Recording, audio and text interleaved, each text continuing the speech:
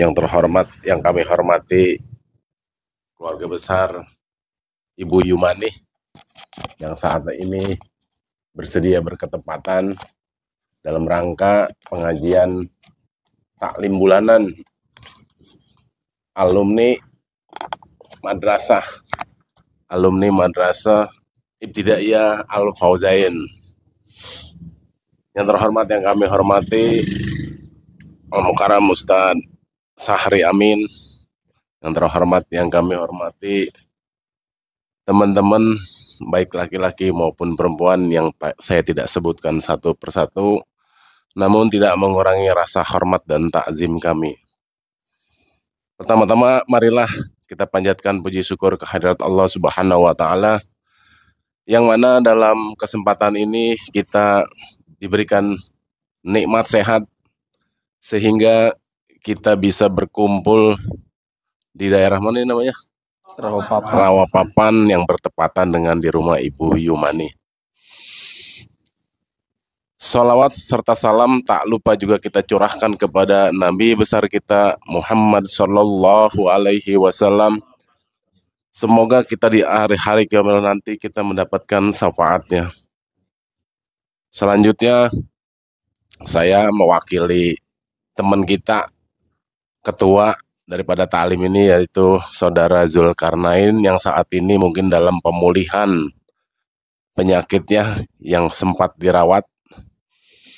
Alhamdulillah sudah kembali, sudah pulang ke rumah dalam konsen pemulihan kesehatannya. Mudah-mudahan Allah angkat penyakitnya, Allah sempurnakan kesehatannya dan bisa kembali kumpul di tengah-tengah kita. Ala umuri dunya wa din, wassalatu wassalamu ala asyrafil anbiya wal mursalin sayyidina wa maulana Muhammadin Mustafa rasulina ajma'in. Subhanaka la ilma lana illa ma 'allamtana innaka antal alimul hakim. Rabbi shrah li sadri wa yassir li amri wa hlul 'uqdatam min lisani yafqahu qawli.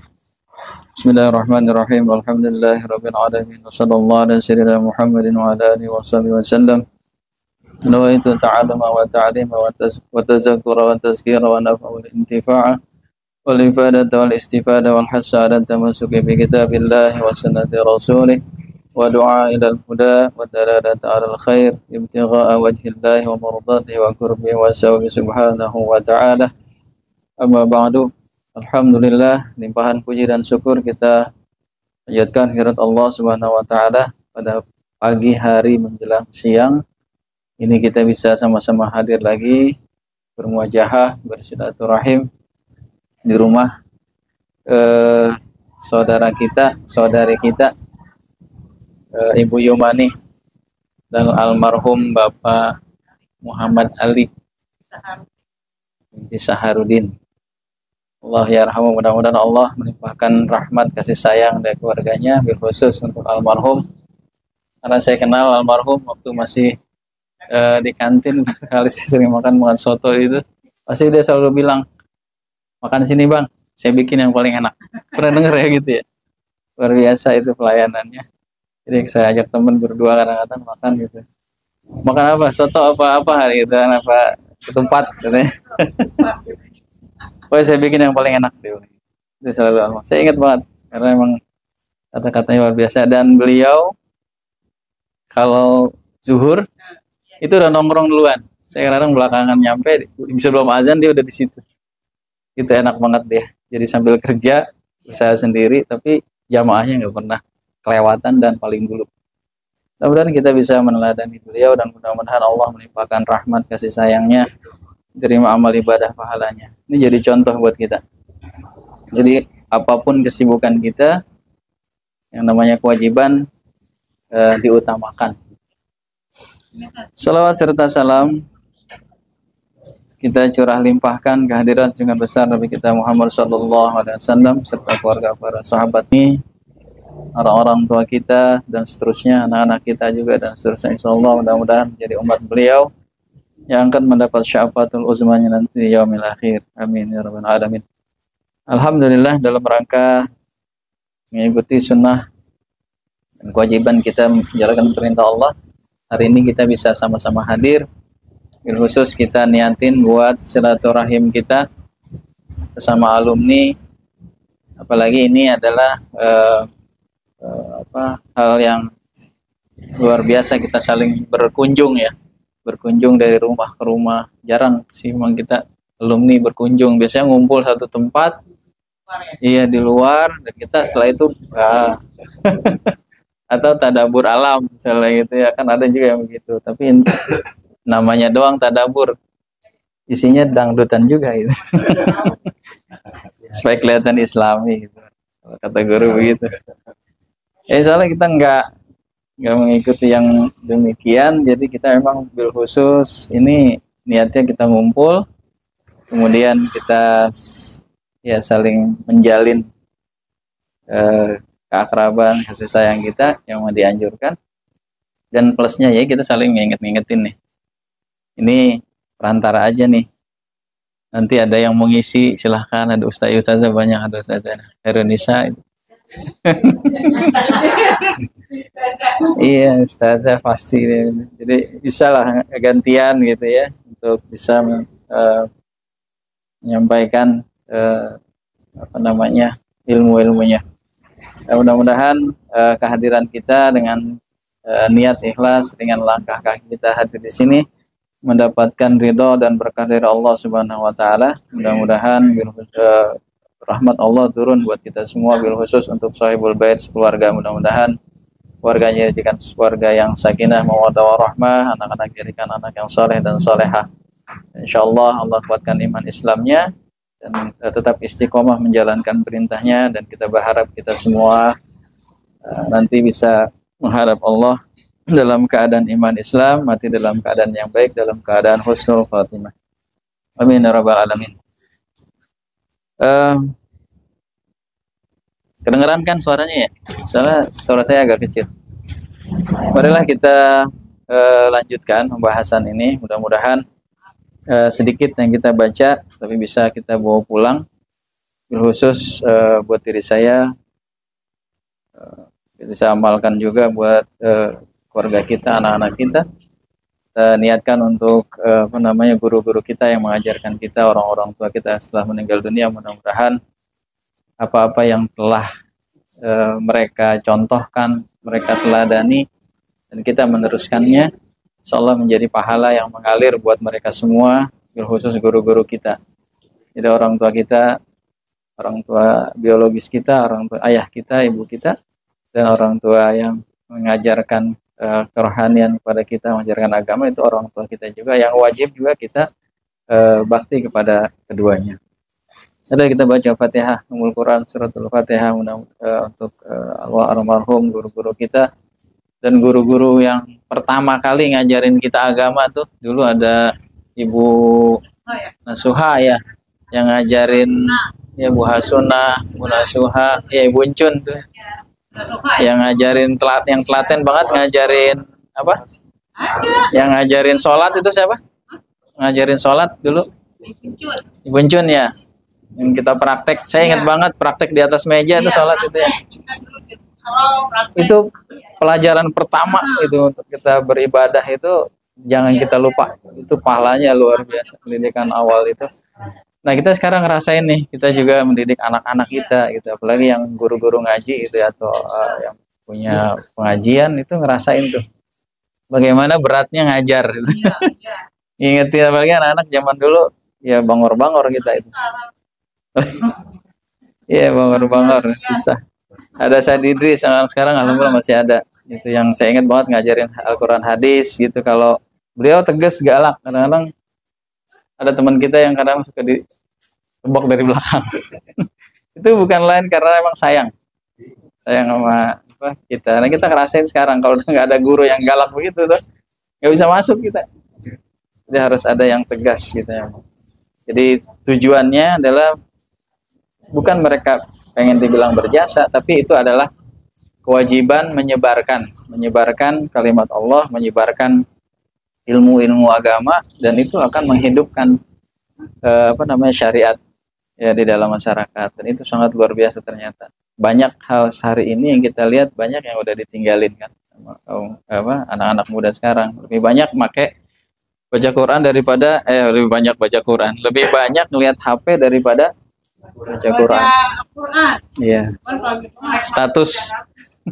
Status orang dibacain semua. Ya, mudah-mudahan kita dihindari dari demikian, apalagi kita yang udah berumur ya. Mudah-mudahan kita mengurang-urangin lah yang itu, banyak-banyak muhasabah.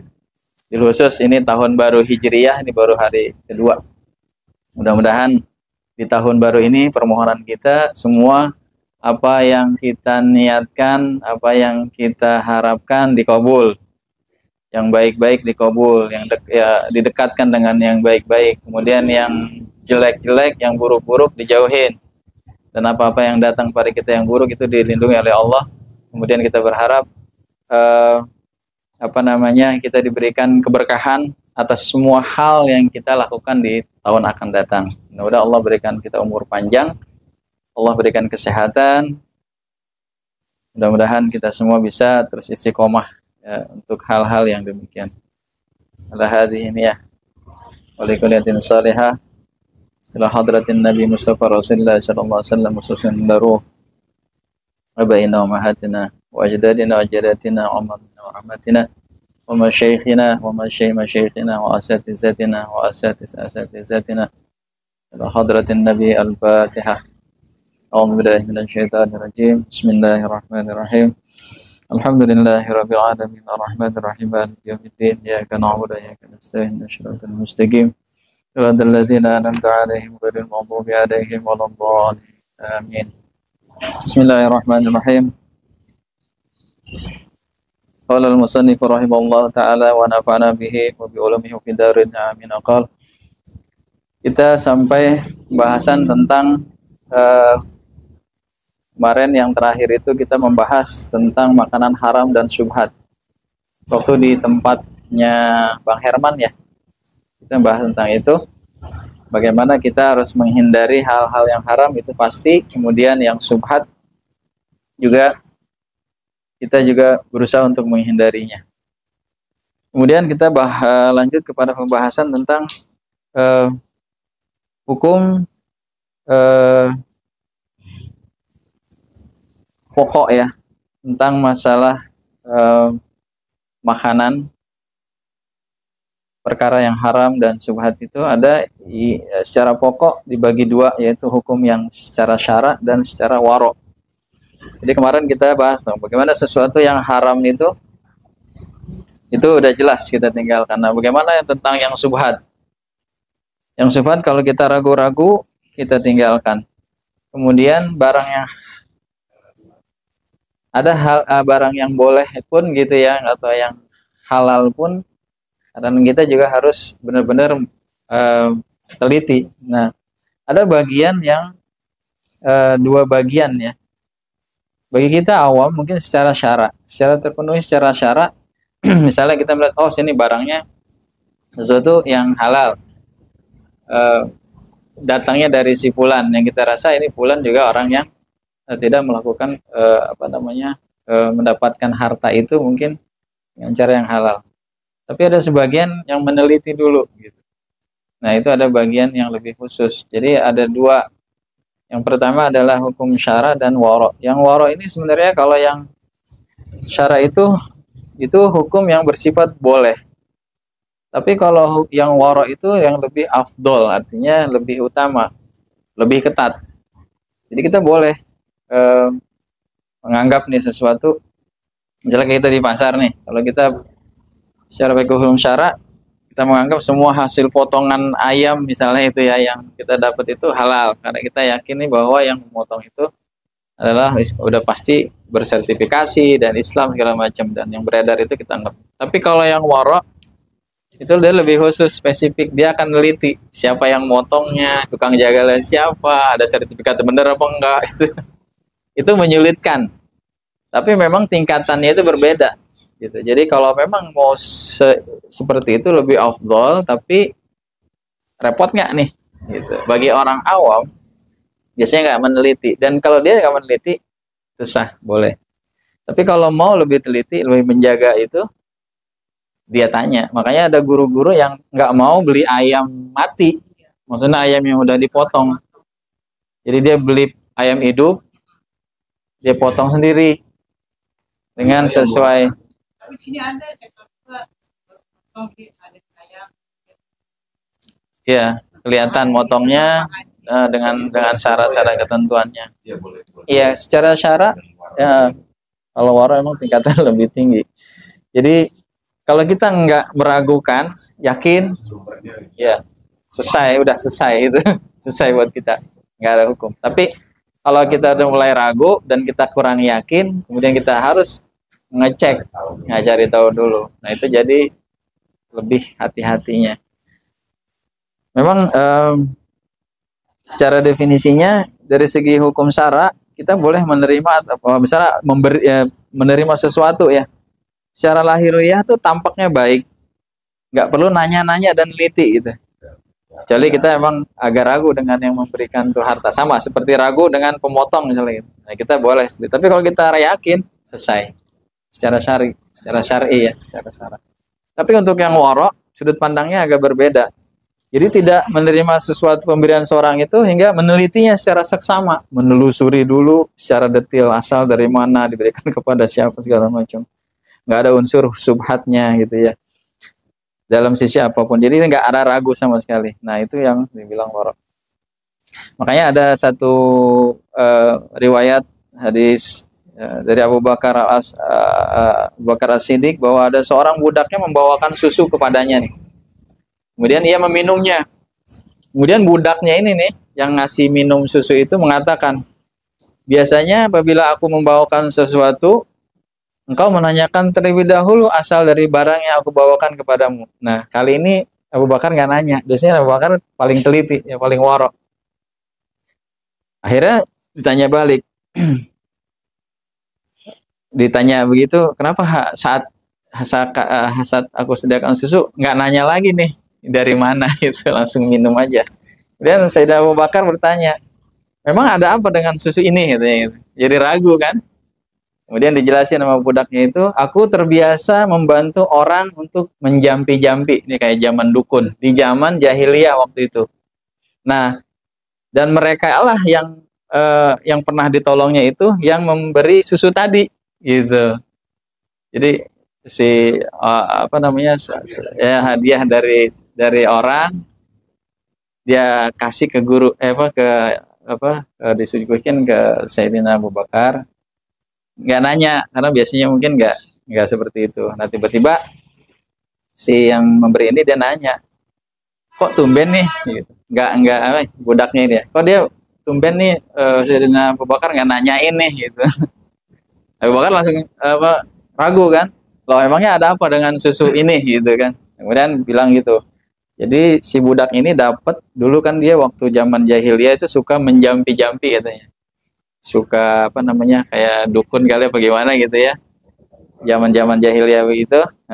Jadi yang datang itu adalah orang yang pernah dia jampi itu. Nah kemudian mendengar penuturan itu, Abu Bakar muntahin tuh muntahin susunya, dan yang telah diminumnya, susu yang telah minumnya, jadi mungkin ada yang udah ketelan gitu ya.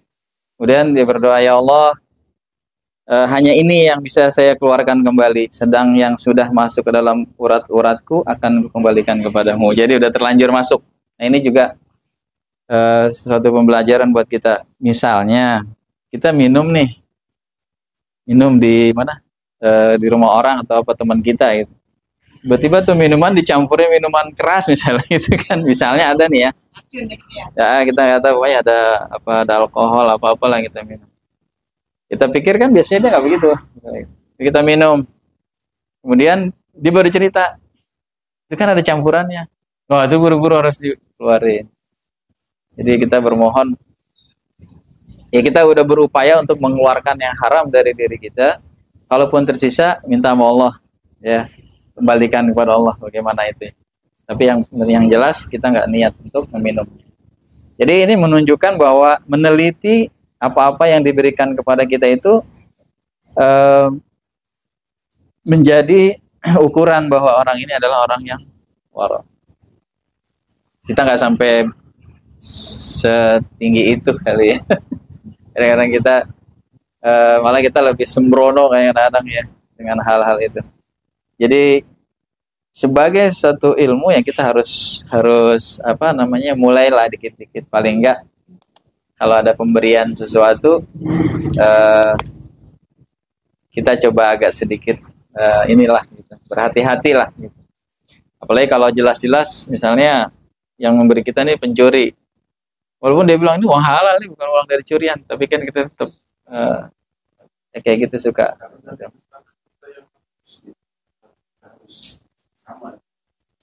Yang non muslim ya? Iya.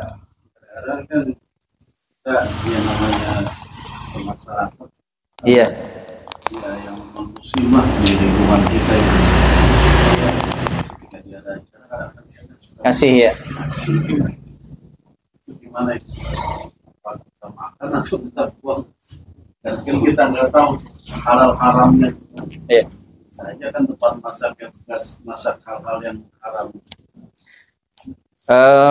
Ada dua sih kriteria non muslim ya. Kadang-kadang ada non muslim yang memang benar apik, artinya dia nggak pernah makan barang yang haram. Ada kan yang begitu. Dan misalnya kayak orang Katolik tuh dia nggak makan babi dia. Iya, nggak boleh makan babi. Itu juga haram sama dia. Kemudian sehari-harinya kita lihat juga kehidupannya mungkin apa namanya pekerjaannya dari sisi segala macam, mungkin dia cari jalan yang ukuran kita halal. Kemudian ada juga yang jorok, artinya yang apa aja dia makan gitu. Nah, miara anjing lagi. Nah, kalau yang kayak begitu tuh emang kita harus ragu-ragu, harus syak juga. Karena apa, ini kan yang dia masak ini barengan sama dia masak babi. Nah, itu loh, kalau dari sisi itu kita ragu, lebih baik kita nggak makan. Lebih kita nggak makan. Tapi kalau pemberiannya misalnya berupa bukan masakan, ya dia kasih buah gitu kan. Misalnya dia ngasih parcel segala macam. Nah, kalau kita yakin bahwa harta yang dia dapat itu mungkin dari sesuatu pemberian yang apa namanya halal, kita boleh terima. Seperti Rasulullah juga pernah menerima hadiah. Kalau kita sendiri meragukan, sebaiknya orang lain juga kita jangan jerumuskan. Iya. Kayak nasi kan kita kasih ayam aja. Iya. Kalau kata guru gini, kalau kita dapat harta dari hasil orang mencuri, kita tahu nih, terus dia sedekahin ke masjid atau ke musola, itu baiknya diterima atau enggak gitu. Tapi kita yakin ini barang curian misalnya. Nah, kalau yang seperti itu, lebih baik kita nggak masukin ke kasnya masjid. Untuk menghilangkan hal itu, mendingan nggak usah dikasih orang juga, karena itu kan sesuatu yang haram ya. Nah, baiknya kita apa namanya, kalau kata guru tuh, sesuatu yang haram itu kita beliin ikan misalnya, ikan hidup, terus ikannya kita lepas di kali gitu. Atau kita beliin burung nih, burung banyak, burung itu kita lepas, jadi nggak ada yang makan. Jadi apa namanya, seperti barang yang riba juga begitu katanya. Jadi kalau kita khawatir nih ada barang dalam diri kita ada yang riba, jangan kasih orang juga gitu. Ah, barang haram kasih orang lain, dia nggak tahu ini kan gitu. Nggak boleh juga. Jadi beliin burung atau beliin ikan gitu ya, kata Habib begitu. Lepas aja deh tuh di kali itu, biar dia hidup. Saya pancing. Tadi pancing lagi. Itu urusan lain dah kalau dia ambil lagi. Yang jelas kita nggak mau makannya dan kita nggak mau mubazirkan juga, nggak dibuang begitu aja. Jadi kita kasih itu. Jadi mungkin itu ya. Memang dalam kehidupan kita tuh ada macam-macam lah. Apalagi kita sekarang multi heterogen ya. Jadi macam kita berteman sama yang begini. Salah satunya mungkin itu melihara diri kita agar tidak kemasukan barang haram. Ini bagian dari tadi. Ini kan kemarin kita lagi membahas tentang hal perut ya, masuk dalam hal perut, yang masuk dalam diri kita. Yang halal aja nggak boleh banyak-banyak, nggak boleh syubhat, maksudnya nggak boleh berlebihan. Kita makan secukupnya, supaya apa? Badan kita ringan, kemudian nggak jadi timbul malas. Karena kelebihan makan kan ada banyak mudaratnya. Salah satunya malas, kemudian bikin pikiran juga buntu. Makanya atau dulu zaman kita kecil, setelah sekolah, jangan kebanyakan banyak jajan, nanti bebel. Ya itu benar juga itu, kalau ada kebanyakan makan mikirnya ogah. Jadi nggak kuat mikirnya. Makanya banyak ulama-ulama yang banyak puasa. Makanya mereka bisa mengarang-arang kitab yang luar biasa itu karena kecerdasannya dan tidak dipenuhi dengan hal-hal yang mubah dan berlebihan. Kemudian itu, nah, kenapa ada syara dan wara gitu ya? Dan dibolehkan untuk syara. Lihat.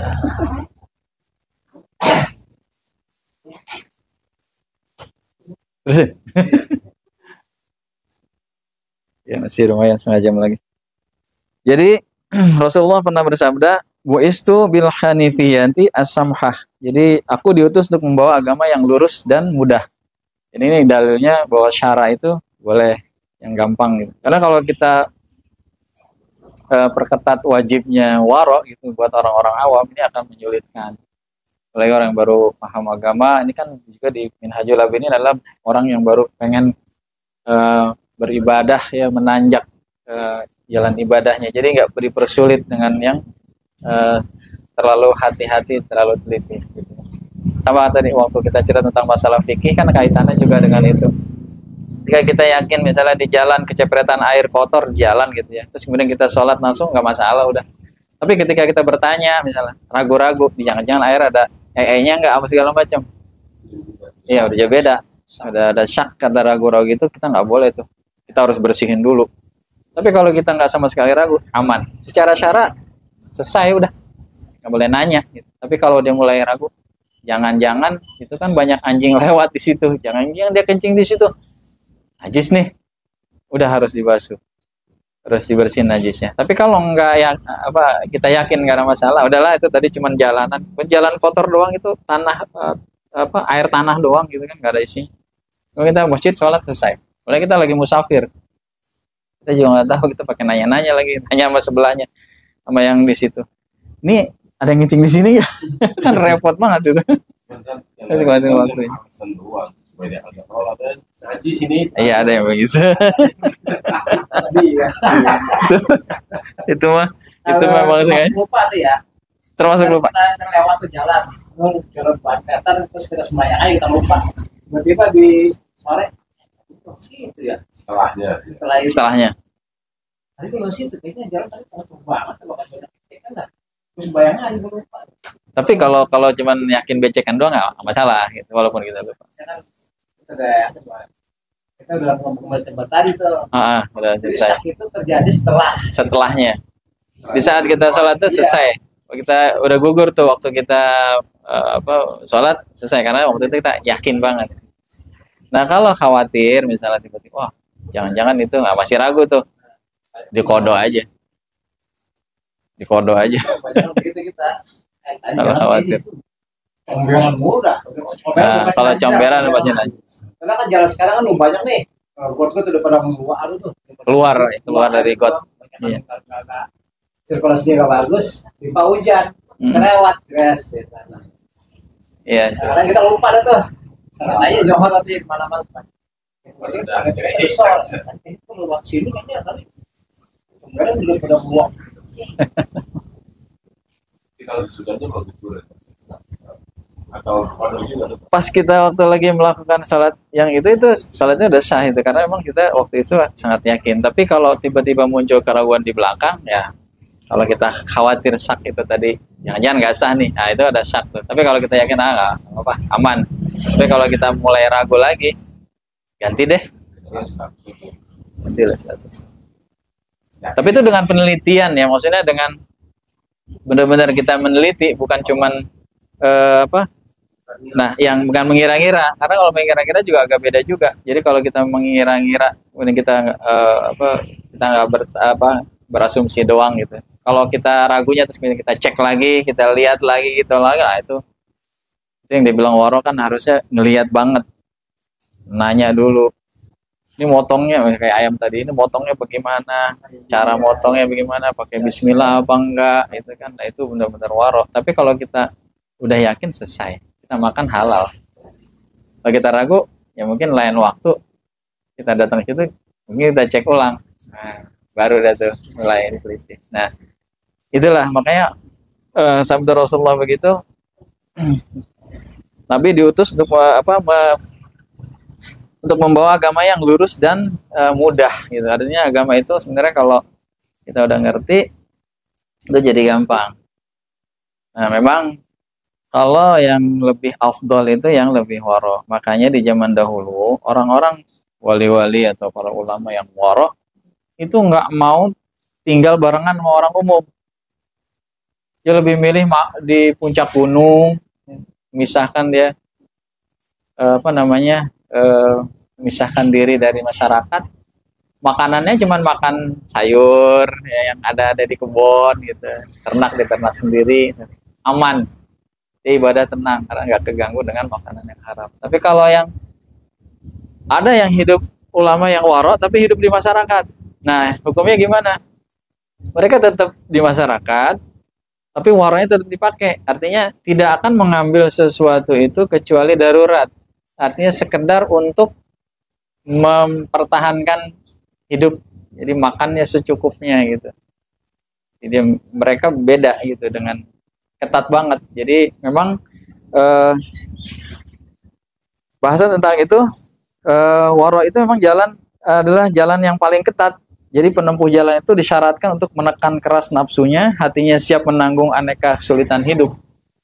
Ya, buat kita ukurannya kayak susah banget lah gitu, tapi mereka memilih jalan selamat itu luar biasa, maka dibilang lebih afdol, lebih utama. Ya kalau kita belum bisa begitu ya nggak usah gitu, maksudnya kita masih awam, kita masih belajar, paling nggak kita punya ukuran. Kalau kita mau begitu ya silahkan kita pilih jalan itu, kemudian itu lebih ketat dan luar biasa ujiannya. Orang-orang alim, orang-orang waliullah itu memang, makanya di dalam satu hadis kan asyadun nas, yang paling berat ujiannya itu bala'ud dunya. Asyadun nas, seberat-berat ujian itu adalah bala'ul anbiya, ujiannya para anbiya, wal ulama, dan para ulama, wal amsal dan seterusnya. Jadi kita bertingkat. Makanya seorang nabi itu pasti ujiannya lebih tinggi, lebih besar. Kemudian para ulama, para aulia ya juga sama, itu ujian besar, dan kita nih yang semakin ke bawah semakin ringan kalau diukur sama dibandingin dengan ujiannya Nabi gitu.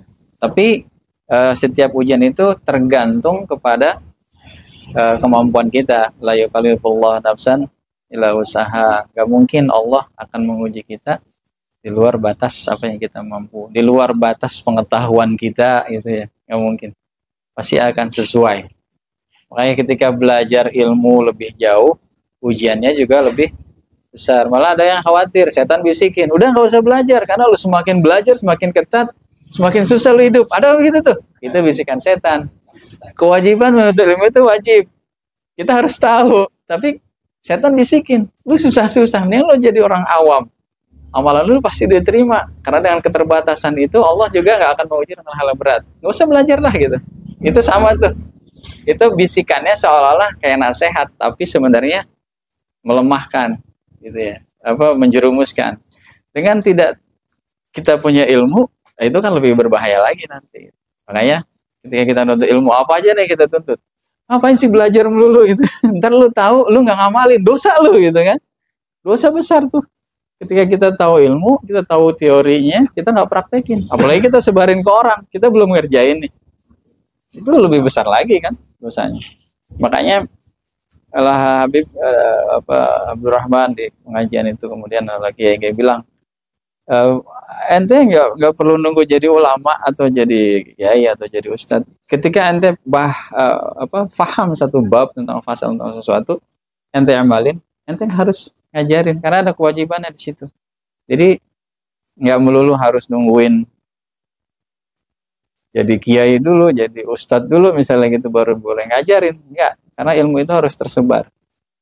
Ketika kiai atau guru kita bilang, saya ijazah ini, udah kitab ini selesai, walaupun kitabnya tipis, tapi kita amalin, kemudian kita wajib nyebarin lagi, walaupun kita bukan ustadz, tapi kita paham tuh satu bab itu tentang, misalnya tentang bab wudu misalnya gitu ya, kita paham banget tuh tentang wudu, dari syarat, rukun, fardhu segala macam, kita ajarin ke orang, ke anak kita, ke lingkungan kita, itu jadi wajib.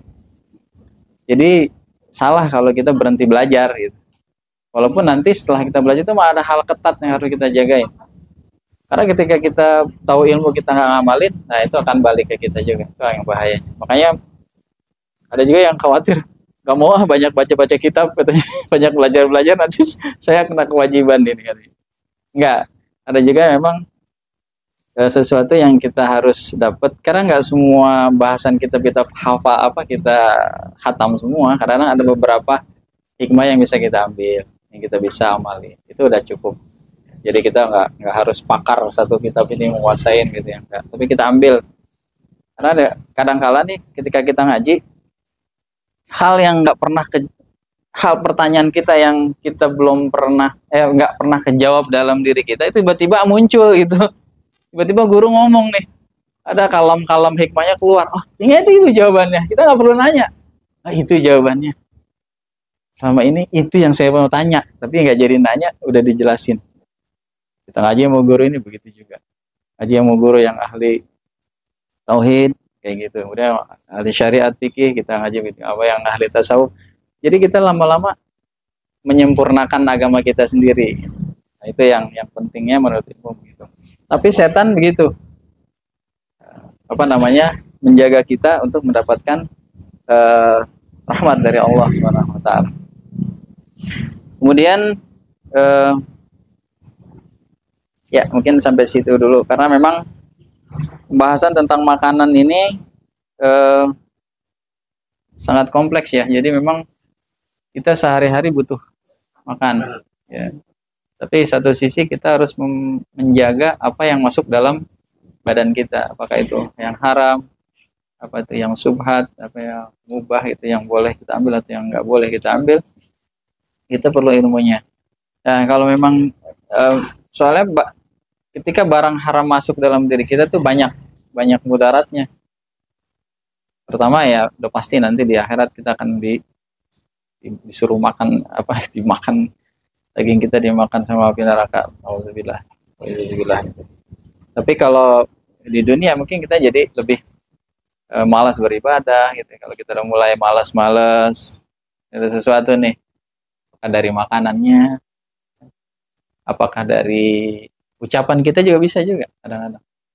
Kita pernah mengucap sesuatu yang buruk misalnya ke orang lain terus segala macam. Ya, gitu. Jadi kita sering-seringlah ngumpul kayak begini nih, ngumpul ya kolaborasi gitu. Ibaratnya kita saling mengisi gitu antara teman-teman yang soleh. Karena memang itu yang harus kita jagain. Pernah belajar tentang di matematik ada namanya algoritma. Algoritma itu matematik mana ya? Nah, sistem komputerisasi kita kayak yang sekarang tuh internet itu ada sistem algoritma. Algoritma itu untuk menyajikan, menyusun data segala macam. Di search engine-nya, kalau di yang pelacakan itu kayak di Google, di Bing atau apa segala macam, di Yahoo gitu. Kayak kita sering ngetik, plek aja. Tiba-tiba munculnya semakan semua. Makanan, munculnya makanan semua kan? Nah, itu algoritma tuh fungsinya. Munculin dia semua. Jadi dia akan munculin semua yang kita interest, atau kalimat apapun yang keluar dari tulisan kita, dia akan tampilin tuh sesuai urutannya. Yang paling banyak dibaca, yang paling baru dibaca, yang paling banyak followernya segala macam tuh dia akan tampilin duluan. Gitu. Jadi itu fungsinya algoritma di HP. Kita sering main HP kan? Kita buka nih Google, set, panggil, muncul tuh. Ya tentang siapa di Sipulan, itu muncul tentang Sipulan. Dari mana aja? Itu datanya dari mana? Bank data dunia kan? Berjuta-juta data. Dia akan ngambil secara acak, tapi dia ambil sesuai kebutuhan yang ngetik. Nah, muncul semua. Iya. Itu sebenarnya ada di otak kita. Nah, ini kita mau analogikan ke otak kita. Ketika di dalam percakapan atau ucapan kita muncul kata-kata baik, maka akan terkeluar dalam otak itu tuh kata baik semua. Yang baik gitu ya. Sesuatu yang baik. Tapi ketika kita bilang jelek, maka akan terrekord semua yang pernah kita alamin, di semua dalam otak kita yang ada itu keluar tuh. Nah, itulah. Makanya kita harus menjaga tuh. Jangan sampai kita ngeklik salah gitu. Ketika bilang iri udah muncul deh tuh. Ketika kita munculin dalam otak kita si fulan begini gitu. Tiba-tiba muncul memori tentang si fulan nih. Oh iya bener ya begini. Nah, itu setan yang gambarin tuh. Ya begitu. Nah, otak kita tuh lebih kompleks lagi ketimbang internet. Internet mungkin nyontoh dari otak kita ya. Otak kita lebih kompleks, lebih banyak yang dia masukin. Jadi informasi. Makanya ketika kita dekat sama orang alim, pasti kita akan mikir, wah, ini pasti ilmunya luar biasa nih ini. Ada kita kepengen untuk belajar lagi, kita pengen. Gitu. Pasti begitu tuh. Karena muncul algoritmanya munculnya begitu. Kata-katanya begitu. Iya. Dimana lagi nih guru yang bisa kita belajar gitu-gitu. Siapa yang lebih ini kita baca. Tapi kalau kita bergaul sama tukang, mohon maaf ya, misalnya mancing masih boleh ubah. Tapi kadang-kadang begitu. Ya misalnya mancing nih. Wah, mancing yang enak di mana nih spotnya misalnya gitu. Ajak siapa? Kemudian di laut enak kali ya gitu. Udah bosan di kali gitu, bosan di danau, pengen ke laut kan lagi. Ada biaya nambah gitu. Ada biayanya nambah dari nggak jadi ya.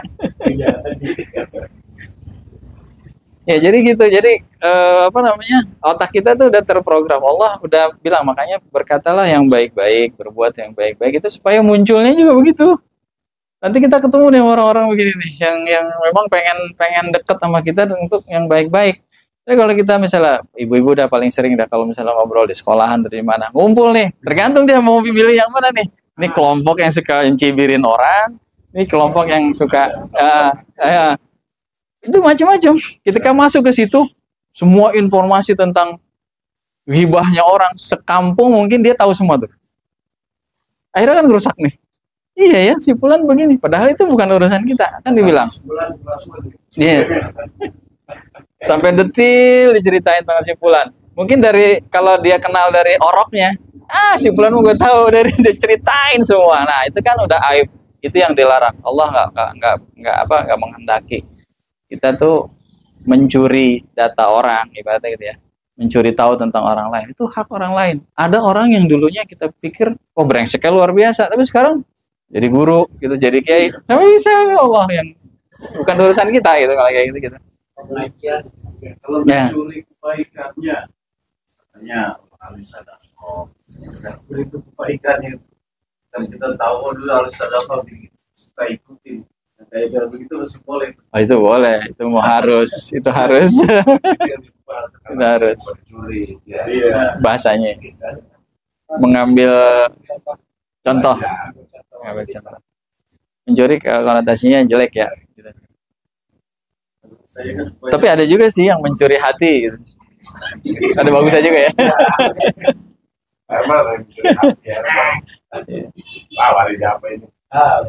Ya, jadi itu aja yang mungkin kita bisa dapat hari ini, mudah-mudahan. Itu tadi. Kita supaya aura kita menjadi terus baik, ada yang jagain kita juga, ada yang ya kayak teman misalnya baik. Kayak Awi kemarin saya ingat banget tuh. Lagi sakit. Ijul. Mungkin sayang ya sama dia. Lu habis ini jangan ngerokok. Itu kan gak ada teman kayak gitu. Jangan touring, jangan ngerokok juga. Pokoknya lu udah ketahuan darah tinggi gitu segala macam, lu jangan ngerokok. Tiba-tiba Ijul sakit aja lu kasih nasihat apa kemarin. Jadi saling ingetin yang begitu. Karena apa? Perasaan kita nih udah dekat, kemudian kita sayang sama teman kita pelihara, kemudian kita jaga dari segi kesehatan segala macam. Paling itu nasihat gampang keluar. Dan kita kalau dinasihatin sama teman, karena kita udah biasa ngobrol, itu biasanya nggak sakit hati. Beda sama orang yang kita belum kenal. Karakter. Ente siapa? Gitu. Baru kenal aneh berapa tahun aja udah kayak gini. Tapi kalau kita kenal dari kecil, udah tahu lo kan gitu. Lu emang kayak gini gitu. Gue nasihatin dah gitu. Itu nggak apa-apa, terima. Karena memang nasihat yang baik itu sebenarnya diberikan face to face gitu, berdua doang. Jangan pernah kalau ada orang nasihatin di tempat orang banyak tentang seseorang gitu, itu akan menjatuhkan kehormatan orang tersebut. Itu termasuk akhlak tercela juga. Mungkin tujuannya benar kan, saya benar ini, iya benar, tapi secara adab itu buruk gitu ya.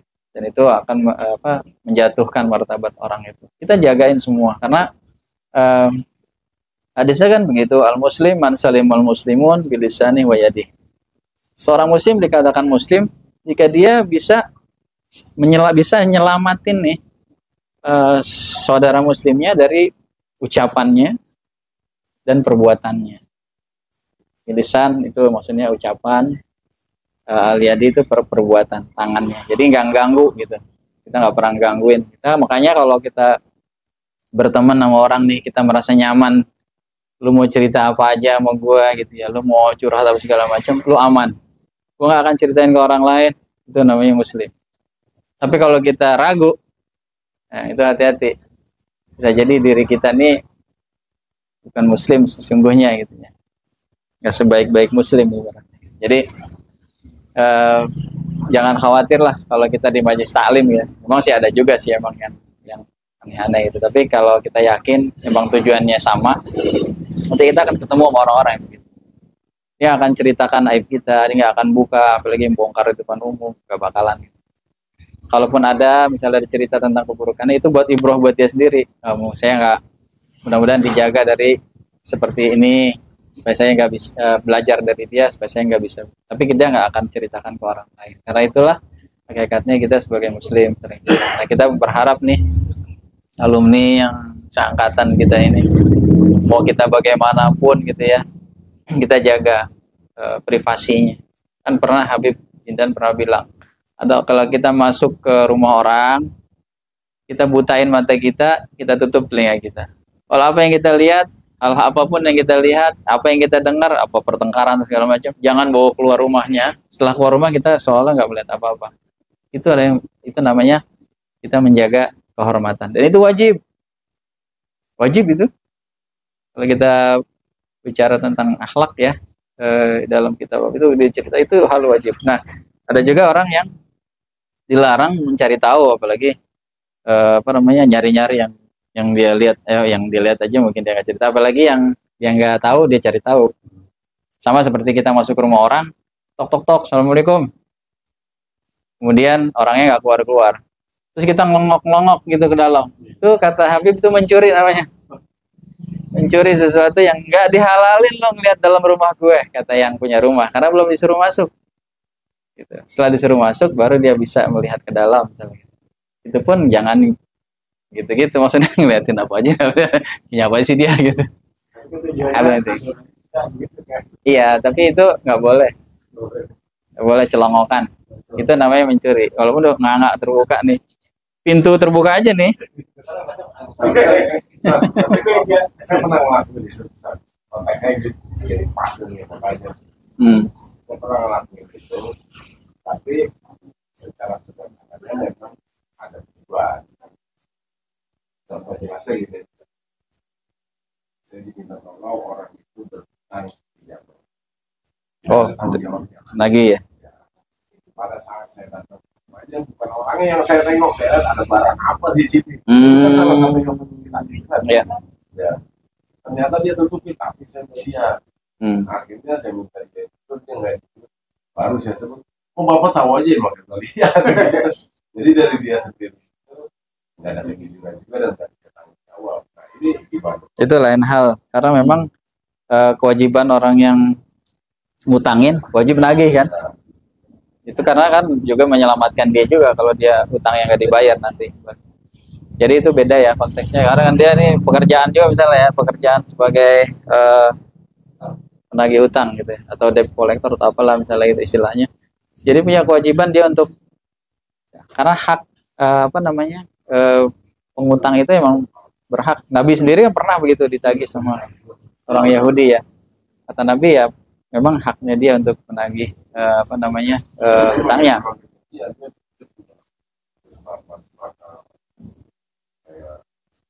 Semakin akhirnya disita itu, rumah ini kesayangan saya ya udah karena dia utang ya besar ya. Itu konteksnya beda kali oleh gitu ya. Ini yang normal-normal aja nih, kalau yang normal nggak. Tapi kalau itu mulai khusus, jadi memang beda. Jadi babnya mungkin tentang orang itu utang. Kalau perihal batin kan memang ukurannya susah ya. Kalau orang awam mungkin nggak bisa tahu bahwa orang ini baik atau enggak.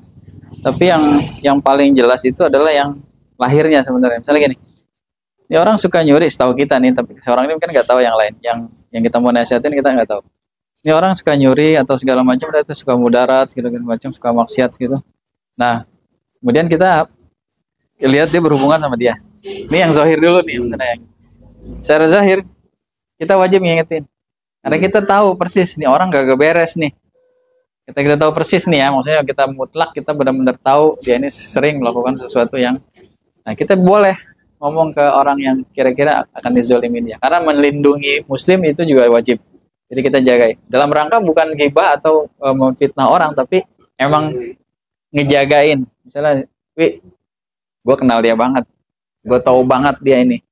Lu baiknya jangan deketin dia. Atau kalau dia ada apapun, lu jangan. Itu kan zahir kelihatan. Nah, permasalahannya kan batin nih.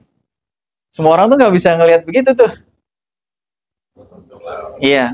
Kalau kita ngomong, ini kan batin nih kita nih. Kayaknya gue tahu nih secara batin. Misalnya kita mungkin punya ilmu arifah atau apalah yang kita ilmu yang luar biasa tinggi ya. Jadi berarti kita tahu, kemudian kita mau jagain si orang ini. Terus kita ngomongin tentang keburukannya. Nanti akan timbul macam-macam sih. Kalau misalnya kan secara zahir dia kelihatan baik-baik aja. Kemudian kita bilang ke orang ini, kalau dia punya mata batin juga aman, misalnya mungkin ya. Tapi kalau enggak, malah jadi lu fitnah gitu. Soalnya itu satu suuzon atau apa namanya macam-macam lah jadinya kan. Nah, itu udah hati-hati tuh, Ge. Artinya gini ya, mungkin kita kalau memang yakin mata batin kita ini benar-benar tembus ke dia, kemudian kita yakin nih orang ini buruk, mungkin cara proteksinya dengan batin juga. Bisa, mungkin kita proteksi dia dengan, kita kan punya amalan nih, kita jagain lah dia gitu, misalnya. Tapi nggak secara verbal kita ngomong ke dia, kita pelihara, kita proteksi dia, misalnya gitu. Mungkin cara itu lebih halus, artinya gue jagain deh temen gue nih, gue tahu misalnya ada yang mau ngedukunin dia misalnya gitu. Atau apalah yang seperti yang batin-batin begitu ya. Khawatirnya gitu ya. Dia ustaz, dia ngajar. Mudah-mudahan Allah memberikan kita berkahan rahmatnya, memberikan ilmu yang bermanfaat buat dunia dan akhirat kita, dan mudah-mudahan orang-orang tua kita, almarhum almarhumah orang tua kita, mendapatkan pahala dari pahala kita, mendapatkan kebaikan dari kebaikan kita, anak-anaknya. Kemudian guru-guru kita juga demikian, dengan mengamalkan ilmunya, maka mereka akan mendapatkan kebaikan juga nanti di alam barzahnya yang sudah meninggal, dan menjadikan kebaikan juga di hidupnya di dunia, berkahan hidupnya. Al-Fatihah untuk orang tua kita, guru-guru kita, dan kita niatkan juga buat diri kita. Kita kirim Fatihah buat diri kita, anak-anak kita, keturunan kita. Mudah-mudahan Allah senantiasa menjaga, memelihara.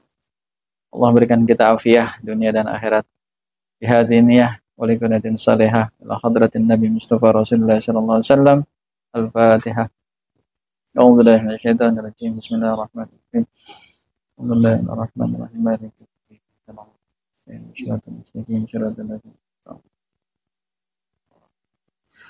Kita istighfar dulu, mudah-mudahan Allah mengampuni dosa kehilapan kita dan apa yang salah dari diri kita.